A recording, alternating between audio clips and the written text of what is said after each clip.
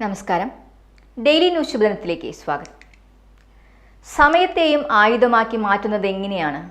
ഇന്നത്തെ ശുഭദിന ചിന്തയിലേക്ക്. Daily news ശുഭദിനം നിങ്ങൾക്കായി അവതരിപ്പിക്കുന്നത് അമൃത്വേണി ഹെയർ എലിക്സിയർ. രാജാതിർത്തിക്കടുത്തുള്ള വലിയ മലയുടെ മുകളിലൂടെയാണ് അവർ യാത്ര ചെയ്തിരുന്നത്. അപ്പോഴാണ് മലയടിവാരത്തിൽ കൊള്ളക്കാരെ കണ്ടത്. അപ്പോൾ കൂട്ടത്തിൽ ഒരാൾ പറഞ്ഞു, കുറച്ചകലെ സൈനിക കൂടാരമുണ്ട്, നമുക്ക് അങ്ങോട്ടേക്ക് ഓടിപ്പോകാം, അവിടെ ആയുധങ്ങൾ ഉണ്ടാകാതിരിക്കില്ല. അപ്പോൾ രണ്ടാമൻ പറഞ്ഞു, നമ്മുടെ കയ്യിലും ആയുധമുണ്ട്. അതും പറഞ്ഞ് അയാൾ മുന്നോട്ട് കുതിച്ചു. മലയുടെ മുകളിൽ നിന്നും വലിയ പാറക്കല്ലുകൾ താഴേക്ക് തുടരെ തുടരെ ഉരുട്ടി വിട്ടുകൊണ്ടേയിരുന്നു. ഇതുകണ്ട് മറ്റുള്ളവരും അതുപോലെ ചെയ്തു.